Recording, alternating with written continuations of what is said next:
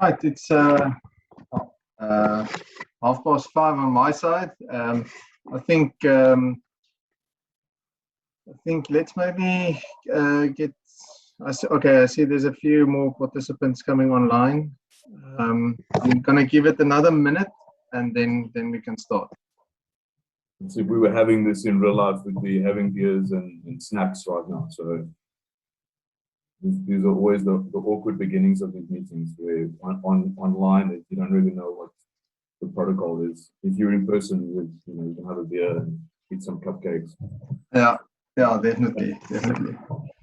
All right, I think there was a few more participants joining in that minute. So I think let's start.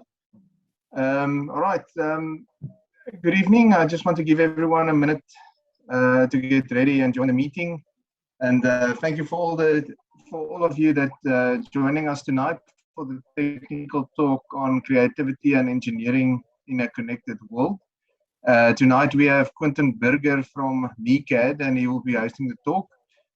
Quentin will be sharing his experience from the 3D Experience World Conference and talk about unlocking your potential to be creative. We will furthermore touch on a global on a few talking points about the global shift to platform and collaborative engineering.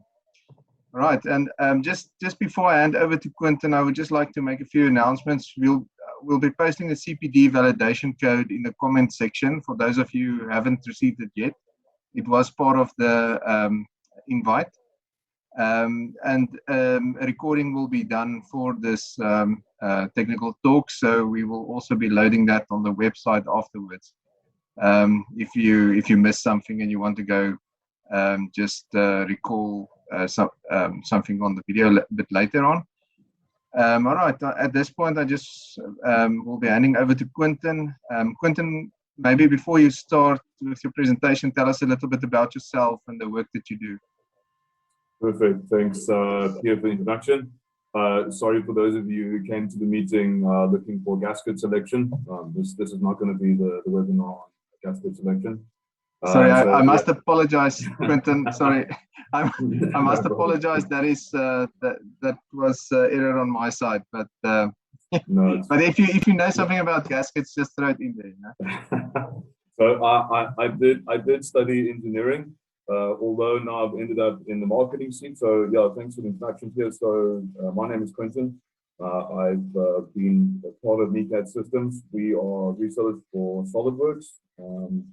Range of products. We've been been at MECAD since 2003.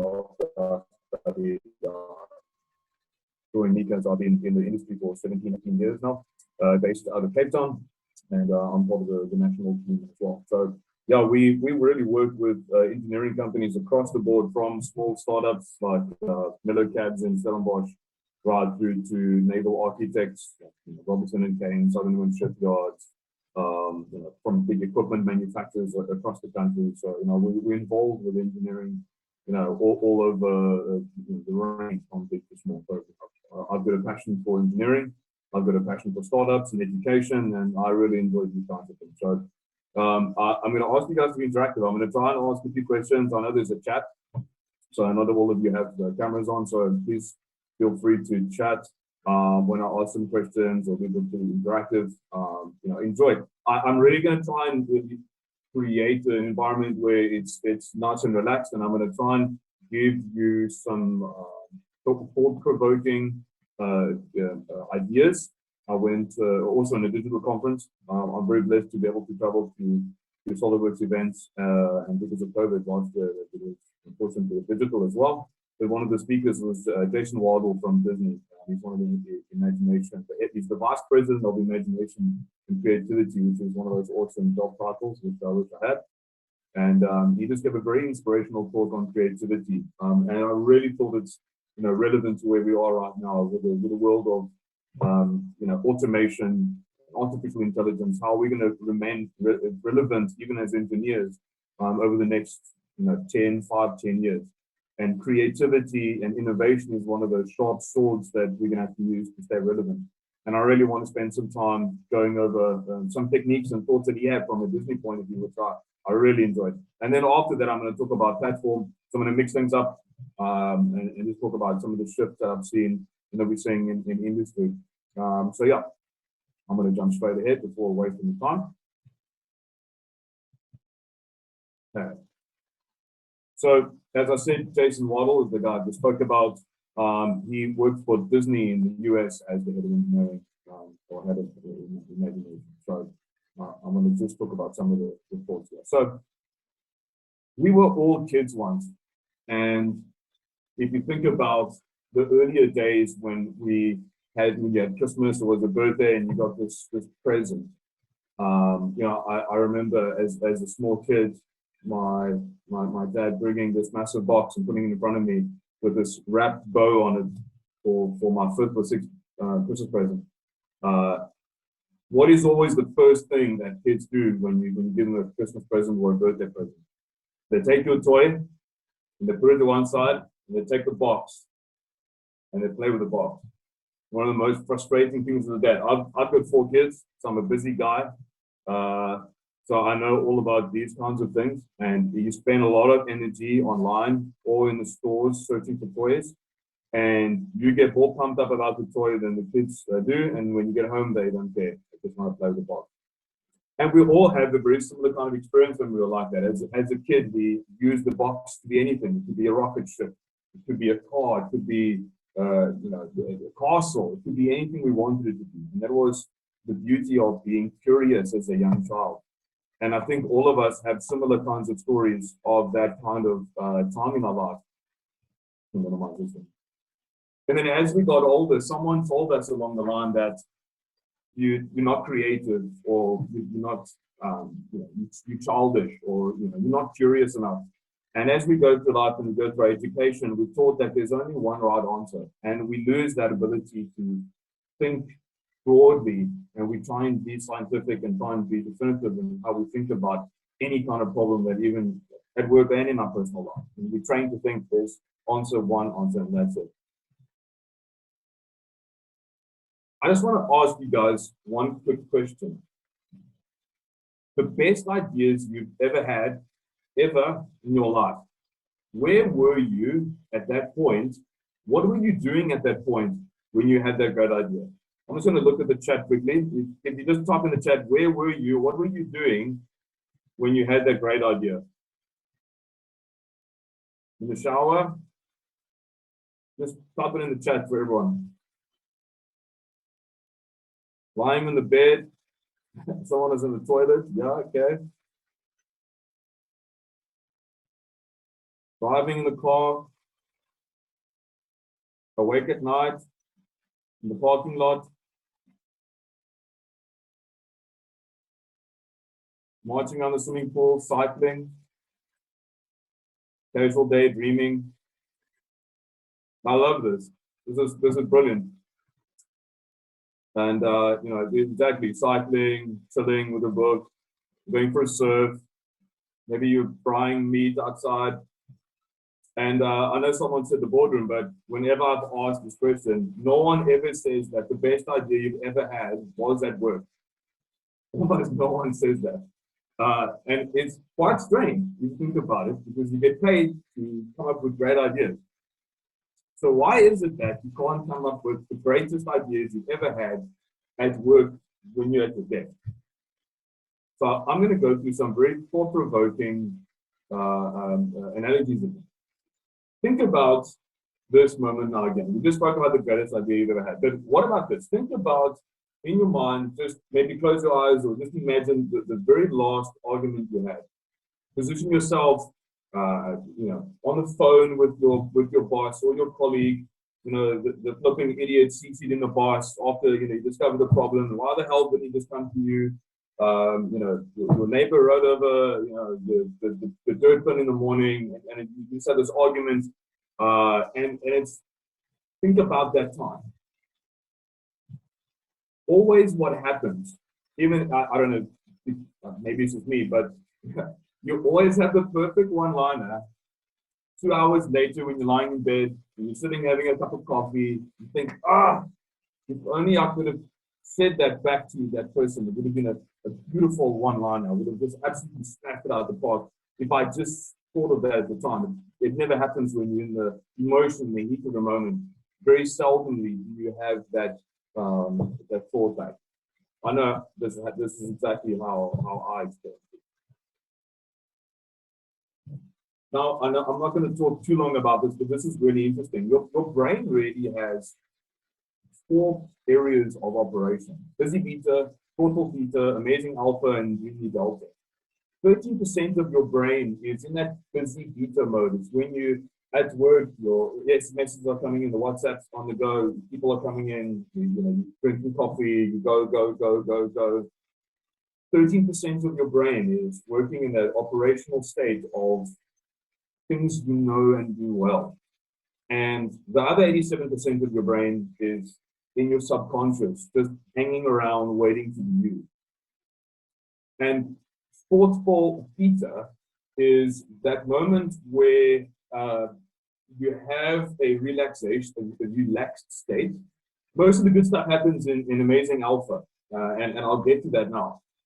But the thoughtful theta is something quite interesting, and I've got those little steel balls in there. Thomas Edison took steel balls, and in the evening when he went to lie down, or even during the day, during lunchtime, he would lie in his chair and take the 2 balls and rest on his arm. And as he would fall asleep, the balls would drop and fall into saucepans. And the penny dropped, if you heard that expression. When the steel ball hits the pan, it wakes him up. And he would have his best ideas at that moment of just drifting off into sleep. Some of you have the dreamy deltas where in the middle of the night, 2 o'clock you wake up and you've just solved world peace. You've just come up with this amazing idea and it's at 2 o'clock in the morning in the middle of your sleep. Then you should put a notepad next to your bed and write something down. My maths lecturer was a guy like that. Amazing alpha is when you are at the coffee shop I spoke about earlier, and you're in your relaxed state, and you're not in that busy, your brain is not full of all sorts of distractions, and you're able to just relax and get into a relaxed state. And that's why, we sometimes encourage, at NECAD, we encourage laughter, we encourage interaction, we encourage that time just to break away so that you have an opportunity just to get your brain reset again. Dr. Edward de Bono has a very interesting theory around this picture about rainfall. All of the small experiences in your life, all the things that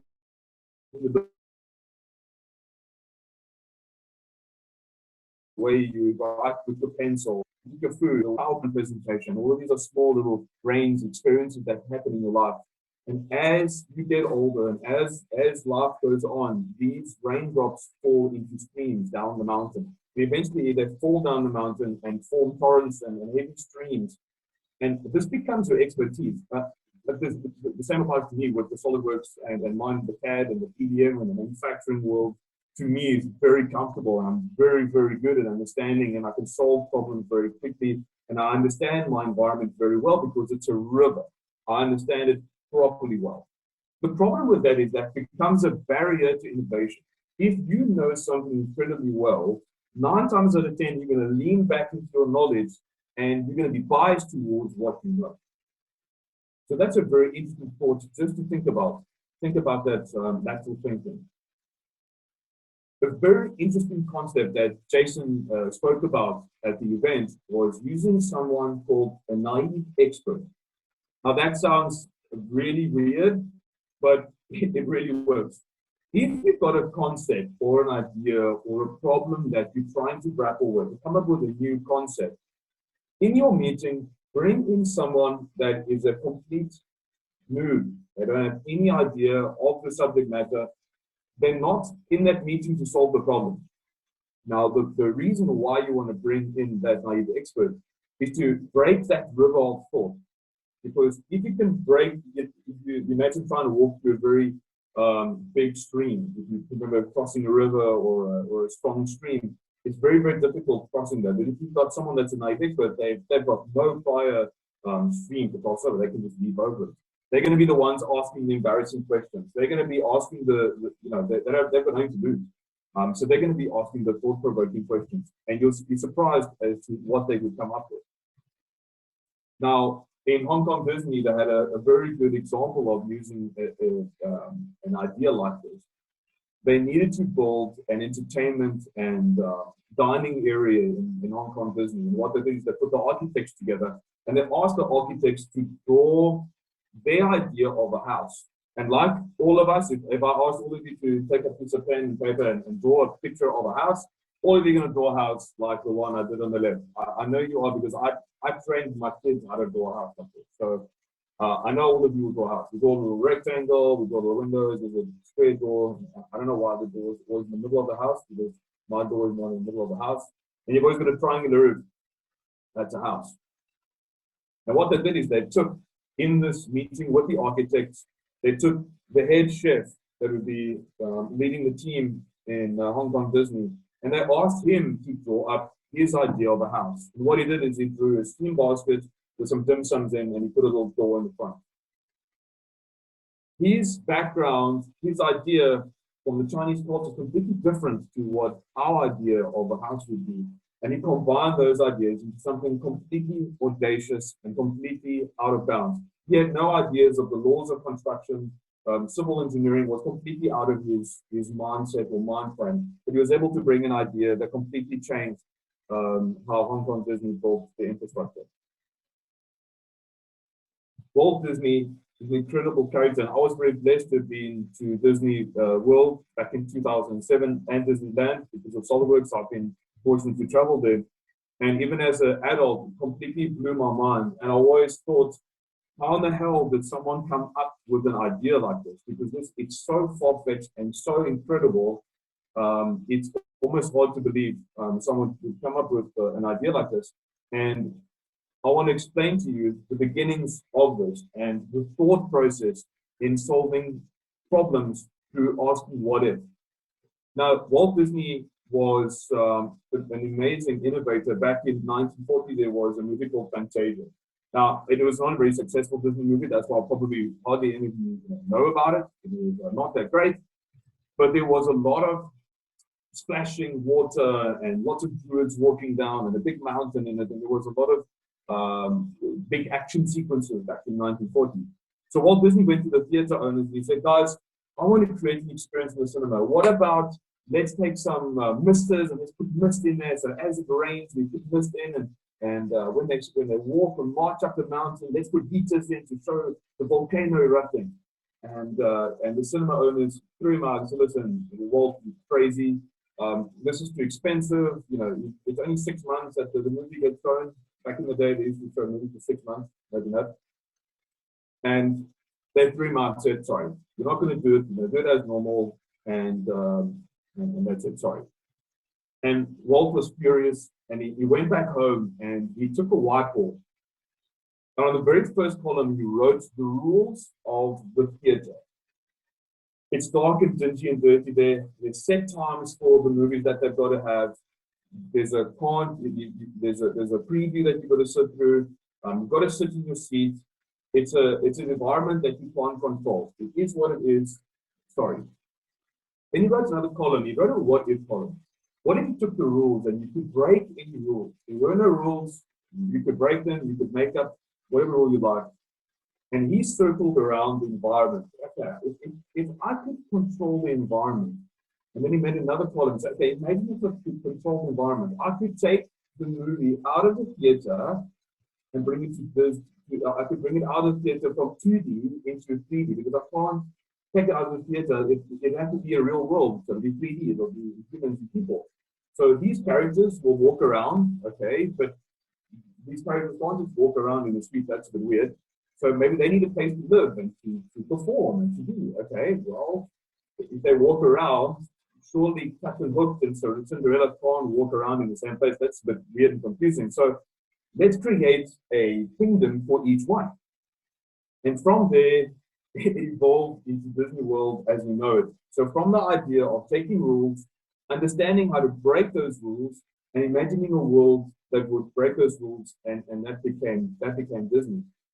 And they've got a very interesting story that they spoke about again around the change in atmosphere in the late 2000s when Amazon came around. Now, Amazon it changed the world like that. Take a lot here. You go on your phone, you click a button, you order something, and within the next day, it's there. It's immediate, it's fast, it's convenient. You don't have to wait. And that generation wasn't going to Disney anymore. And they had a problem that their numbers were dropping because of this new generation that was coming through and because of expectations from people. So they had to write down all of the rules of the park it's not 1940 now, this is 2005. So they wrote down all the rules. You've got to go to the park, you've got to stand in line, you've got to go to the rides, you've got to go to the desk, you've got to check yourself in, you've got to wait in the line there. What if we could take all of the lines for food, for checking into the hotel, for waiting for the rides, for lining up for the character signatures? What if we could take waiting in a queue completely away? What if we could take that rule and break it? And by doing that same thought process, they came up with a concept of an RF scanner. So they would create a little scanner for your wrist, like a watch, and you get that watch when you register. But you go to Disney, and every time you go to the park, you would just scan, for your food. You would book all of your rides beforehand, so you literally just walk onto the ride. You would scan for photos. You would scan for meeting characters. And what it would do is give each person 2 hours of extra time instead of waiting in queues. And that time was used to buy more stuff in the park. Incredibly big success for Disney over thinking of the question, what if I break the rules? Writing on the rules and completely breaking them.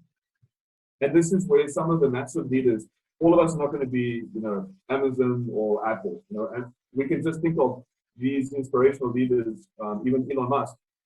Elon Musk saying, breaking the rules about space and taking a rocket and making it reusable. It's ridiculous. The rules say you can't do it. And Amazon completely changed the way in which commerce is done. And we all know the story of Steve Jobs and Apple. And those characters all have a very similar process of taking an imagination and starting with the question, what if? And what if I take the rules and what if we break it? So the last slide of this portion is about bravery. Doing these things takes bravery. It takes stepping out of your comfort zone. And a lovely quote which Jason said was, the opposite of bravery is not cowardice, it's conformity. Which is quite something to think about. Conforming to everything is probably going to be just as bad as being kind. Being brave, jumping into something else. And at the bottom, it's some of the core values of VCAT. So these are the core values that we drive as a business, and the one in purple there is boldness. So we have this as part of our values of the company, and we treat this as a very important part of the character of how we do business. And it's something that I just want to do to give this to you as a thought-provoking point. So cool. I'm gonna pause it right there, and then I'm gonna jump over to my PowerPoint slide and change this completely. So I hope that was helpful, and I gave you some food for thought, and take these small things and try and apply it in your daily life. Now, if you want to know how I did these really cool slides, I'm going to just tell you that there's a really cool program called beautiful.ai. If you want to impress your boss, just go to beautiful.ai. That's what this is. Okay, really cool. It's free. I don't know. There's like paid platforms if you want something. It's $10 or $5, and it really creates really cool slides like I use. So a little tip for you as well. I'm going to switch to my PowerPoint for a second.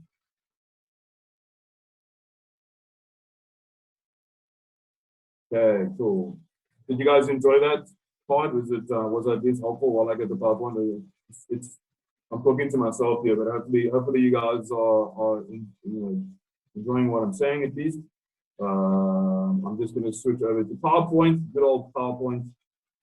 I'm going to share my screen again. Okay. So now I'm changing gears back to, I'm just going to share my screen. Yeah.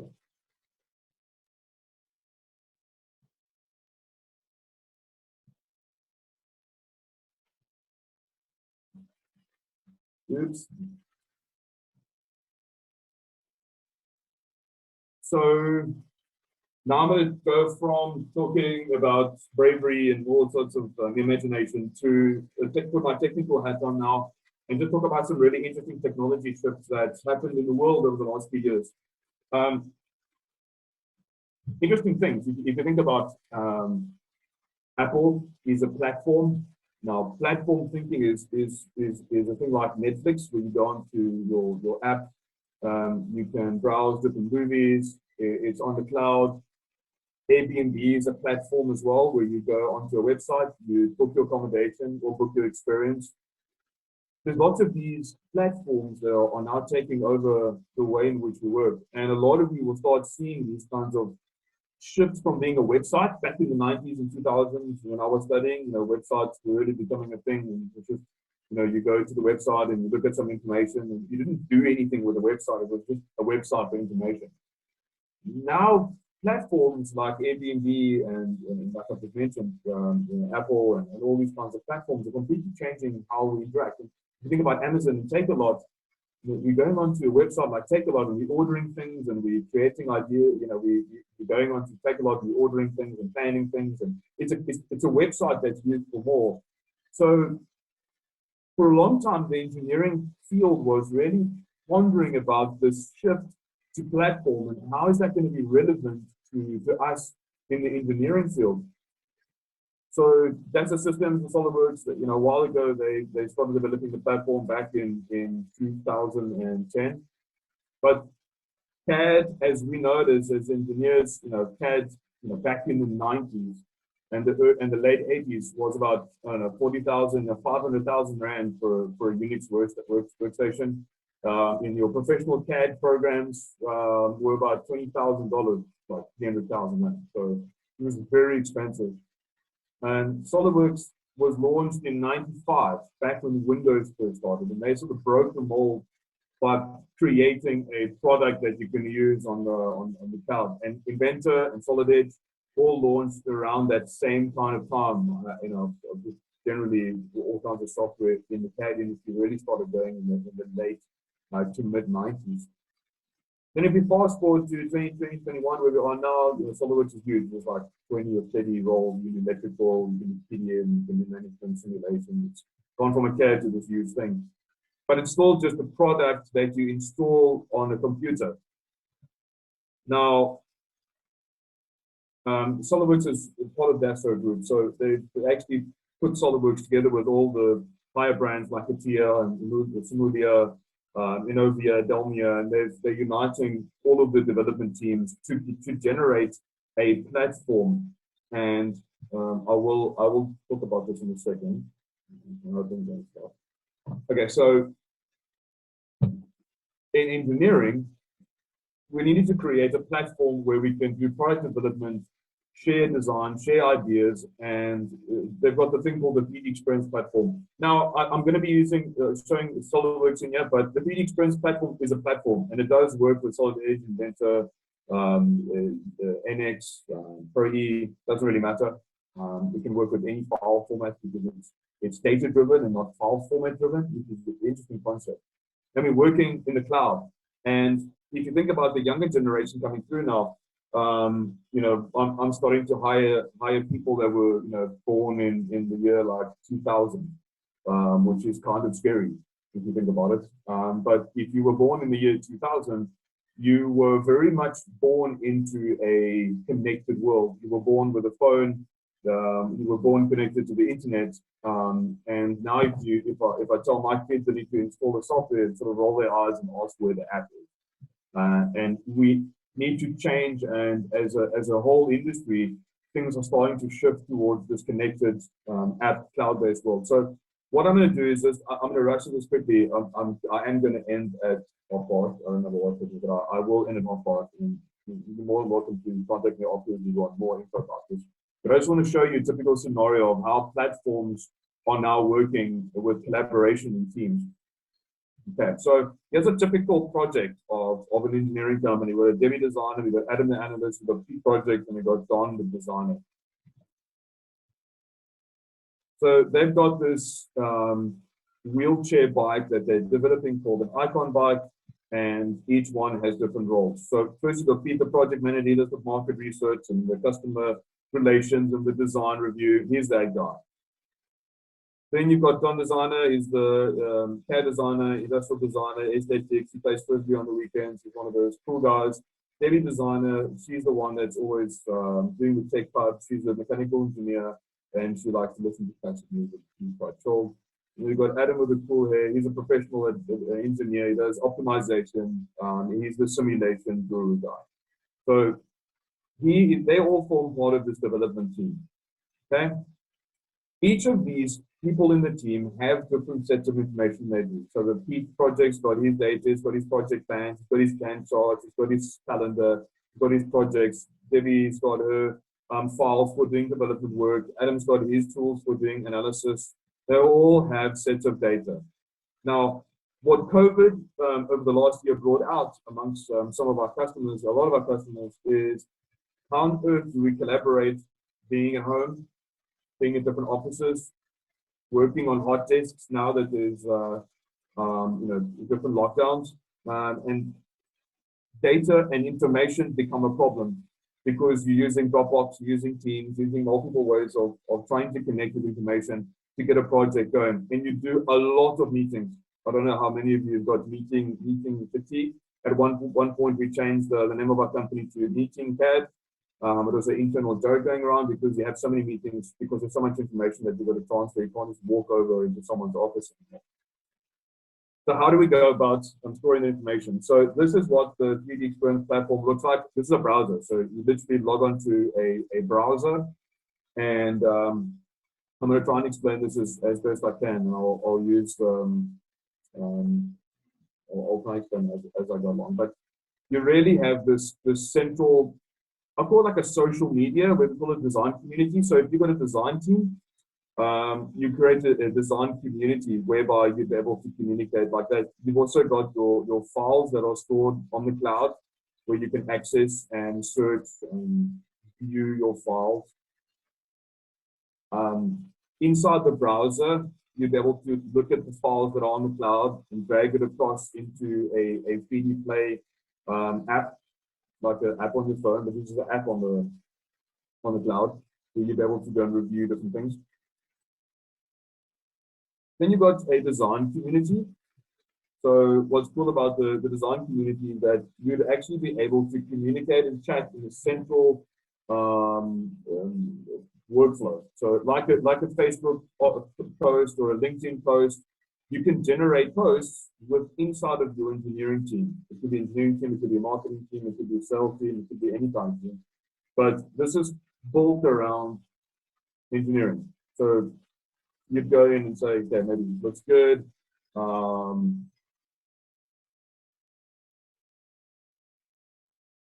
am I now? Okay, sorry, on the top here. So you'll see on the top here, you've got different ideas where you can actually look at videos. I mean, post pictures. You can create ideas. You can filter on different things within the community. You've got an ideas tab here as well. So what you can do is, we spoke about ideas in my previous talk, collaborating with your team and bringing in people that are novices and have no idea, and they can bring some input into your idea. This is a great idea where you can have ideas pipeline and let people throw ideas around. So each of these represent different ideas, maybe in feedback, under review, and you're going to push hover your mouse over, and you can get a better idea of the different stages of the ideas in the team, within the team.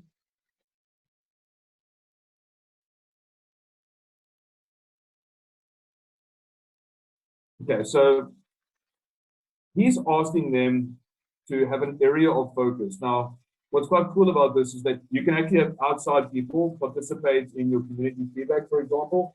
So what this guy had to do, he went to a community of testers. So they took 5 prototypes, they took it onto the field, and they gave them they wanted some feedback in order to design, make changes to the design. So what they're able to do is able to give access to the community, to those testers, and actually allow those testers to give real-time feedback into the engineering team, straight from within a feedback like this. So from the field, they were able to give feedback, which would be represented in, in data like this. So the project manager, Pete, could then take that information fed from the community and share it with the engineering team. You can also create these little widgets inside the environment. This thing's fully customizable, so you can actually drag icons around. So what I've got on the right-hand side is it's called NetBot, so it's like a reader from the internet. So what it will do, it will go and search every day for wheelchair athletes, and it will just all the stories for the day that are about that will be appearing in the on the right-hand side. And there's like, I don't know, 400 different apps that you can have inside of the platform that perform different things.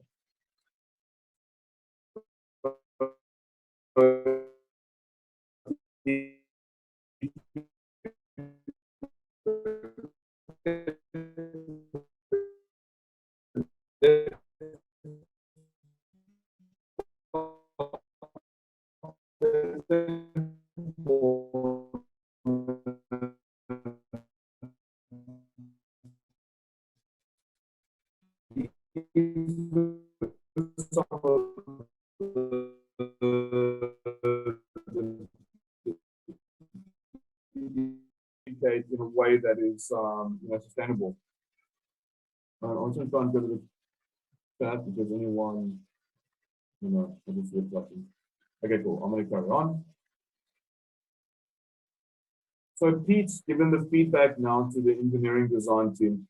He's got his data, he's finished, and now he needs to build some project plans.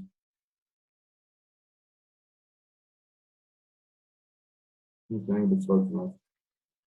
So you see there's a tab on top there? Each of these tabs are customizable, and he's got a project tab. So there's a project planning app that you can click on, and he's going to create a new project for the weight reduction of one of those control arms. So what he's going to do is just take some of the images from the field, pop it in and say, hey guys, this is the project that we need to work on. This is the information that's required. This is the detail of the design that must get done. He's then going to go and add members to this project. So there's certain people in the team that need to be added in order to do the actual work. So what he's going to do now is just say add member and then just type in the people that he wants to do the physical work. So again, instead of popping an email and saying, hey dude, I need you to do the work, you can literally just type in the engineer or the designer or the manager, and they would be given the job to do or assigned the task within the same environment.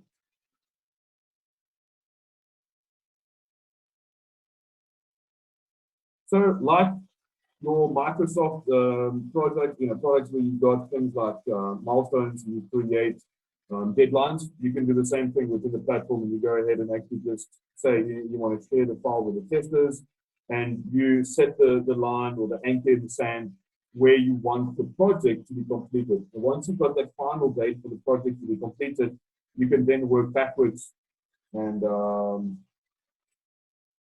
get the file done. So I'm going to try and find out why this thing is being all. Well, let's not cancel it. Give me a second. Get that.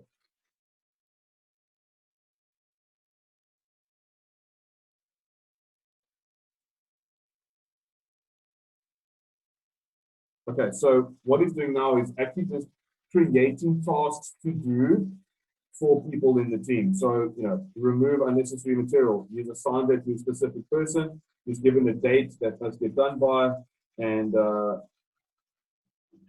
yeah. So you'll see on the right-hand side, you can just type who you'd want to give the task to remove the material to, and you can go and attach the actual files to that as well, if you'd like.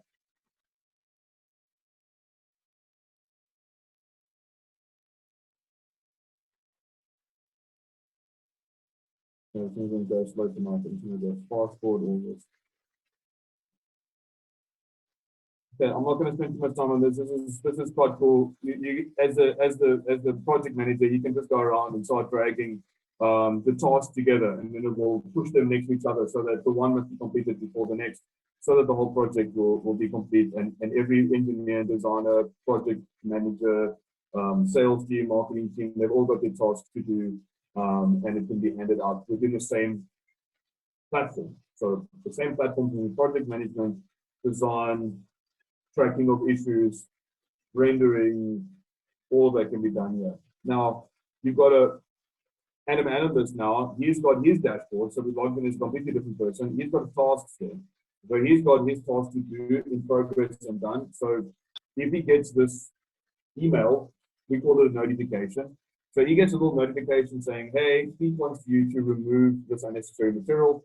And he can just, inside of the community, just go and write a note to different people. It will flag them, and all the communication is stored within the platform. He can then just drag the job that he's busy doing into the progress stage, and then the management will know that he's actually busy working on it. So it's literally just drag and drop and say, hey, I'm going to do in progress. And everyone that needs to know about it knows that I'm busy with the validation. So you don't have to email me or call me and ask me how far I am with the project. Okay, so Adam Analyst is done. And we go Don the designer, and he's going to go actually now and have a look at the communication that's been sent to him. So you'll notice on the top right-hand side, the little bell, and this is like a common theme amongst a lot of platforms. This is notifications. So you get a notification, you don't get an email, you get a notification saying, hey, Adam mentioned you in something, go and have a look. If you click on it, the comment comes up, and it takes you directly to the information, all the data, or whatever it is that was attached to it. And you don't have to leave and go to different programs. So it's all there for you to then do. You know what needs to get done now. Okay. You then go and communicate as you like there, and he drags his into in progress, and Don the designer can now get onto the business of designing the part. Okay. I'm not going to spend too much time in here, but then you would go into the CAD tool, and within SolidWorks or whatever CAD you have, you'll be able to go and download the files from the cloud. And because it's not stored on your local drive, all of these files will be downloaded on your local machine. And when you make changes to the design, only those changed files will be pushed back into the cloud. I'm not going to do, it's 6 o'clock at night, I'm not going to do a PDM PLM demonstration to you now. I just want to explain the concept to you guys. So you can go and search for the files. I'm going to skip.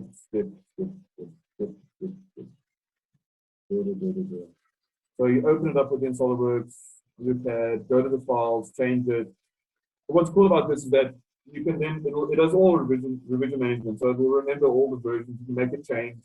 It'll bump it up to the next revision. So it'll go from revision A to revision B. And it will get approved by the management. So you can't bump it from in design to released. It has to go through an approval process, which can be done now within the team. So the design is finished with this design. Now, how do you communicate? Okay, my design's finished or my project's finished. How do I communicate with the rest of the guys, with the management, saying, listen, I'm finished with my design. You know, what do you think? Are you happy? So I'm just going to show you how it's possible to actually take some of the designs I've done and then just share that with the rest of them. So because he's saving the files on his local drive, and then you can upload it to the cloud. So I'm not going to do it today. You click the button, changes the revision to revision B. Skip.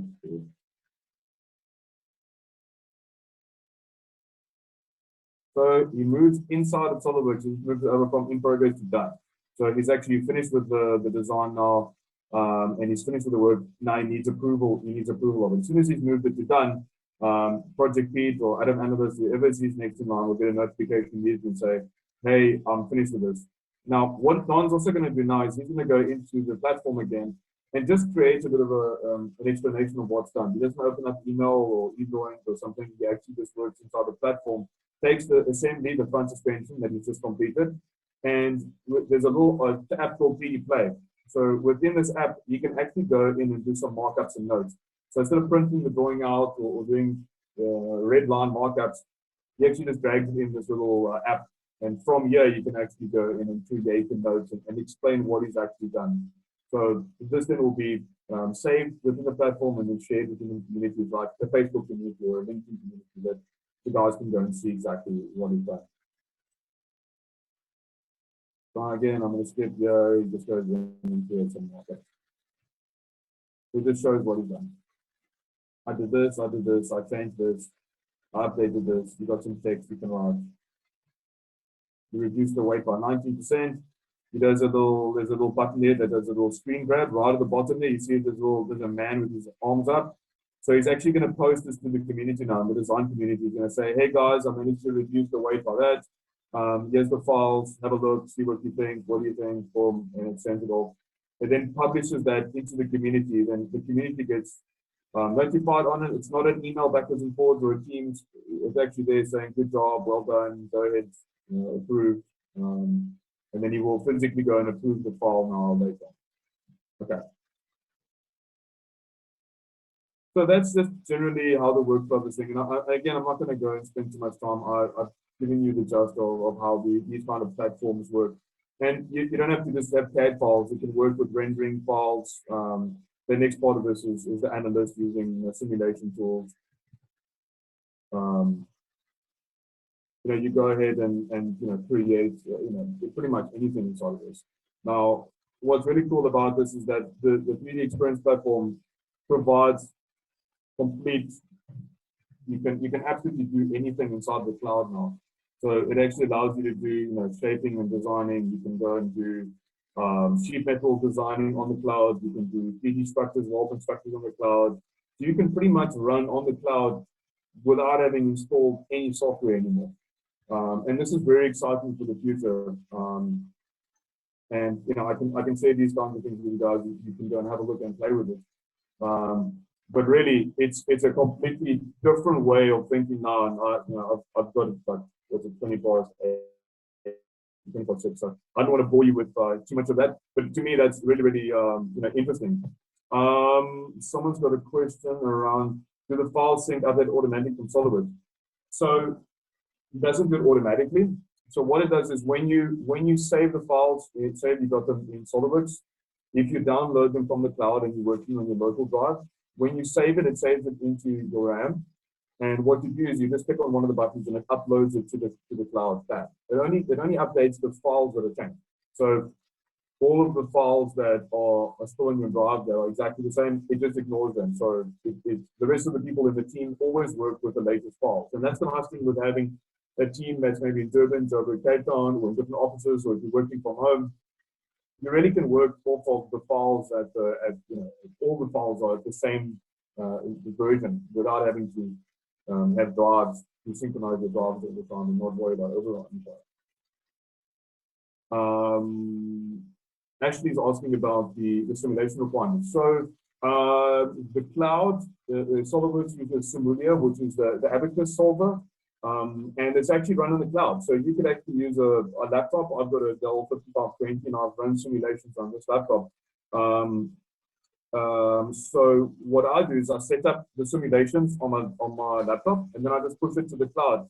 And I think there's between 16 and 32 cores on the cloud that solve for you. You can buy more. But when I don't actually do any solving on my machine. You can if you want to, but with a 3D Experience platform, the ability of working in the cloud now is sort of that next generation allowing you to take advantage of the big solvers, which is pretty amazing. Gordon's asking about benefiting from GPU. Yeah, so from about June next month, no, so it's not June, it's probably Q3, July. The next version of the 3D Experience comes out. It's because it's on the cloud, they update it like 5 times a year because it's on the web. So the next version that's coming out does support GPU. So if you're using NVIDIA RTX card, it will take advantage of the GPUs, especially when you're doing CFD analysis. It's really good. The Autodesk Inventor AutoCAD files, yes. So it does support Inventor as well as AutoCAD. So you can connect Autodesk products to the 3D Experience platform as well. We have a product called DraftSight as well that we can use for 2D layouts and things that also connect to the cloud. Yeah, cloud solving is incredible. And what's amazing about the 3D Experience platform, I'll just share my screen again. What's really cool about it, if you go, I will share this link with you guys, but if you go here to simulation, You can do plastic injection molding on the cloud. You can do structural analysis on the cloud. You can do CFD. You can even do electromagnetics, which is crazy. The structural mechanics engineer role, you'll see the familiar badge there. We're actually able to do very complex non-linear analysis. Comprehensive structural analysis solution. So you can do very, very high non-linear analysis. You can do breakages as well, which is really crazy. You can do very complex buckling analysis, impact analysis, where you've got lots of components interacting with each other and having large deformations.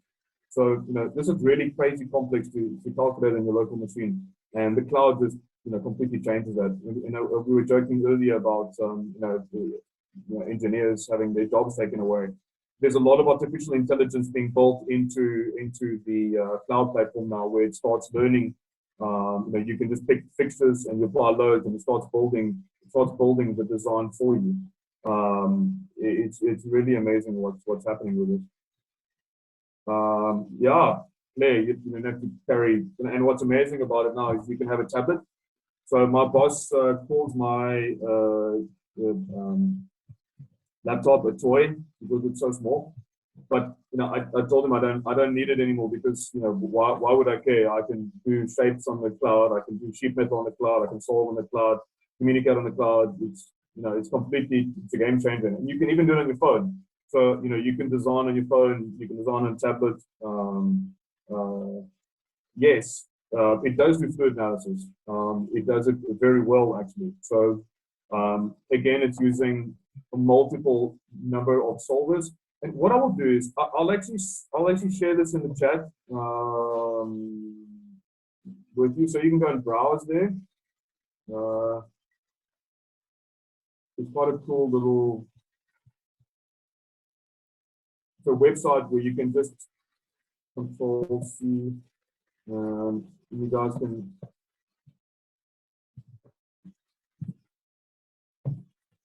I'll share my details at the end for you guys, but really, if you go to this thing that I sent you afterwards, you can just go and browse around. Let me share my screen again, please, and all over the place.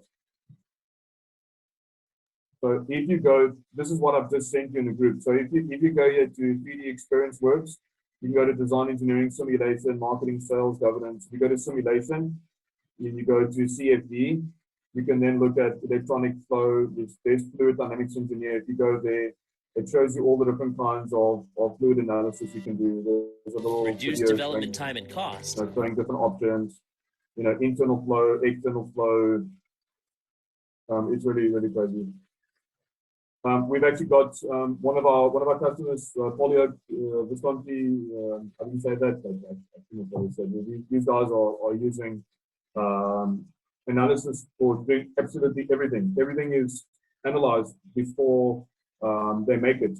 You take a bottle of milk and you pour it out, you drop it. The simulation tool can actually simulate the dropping of the bottle, it moving around, the liquid moving. You can absolutely analyze everything.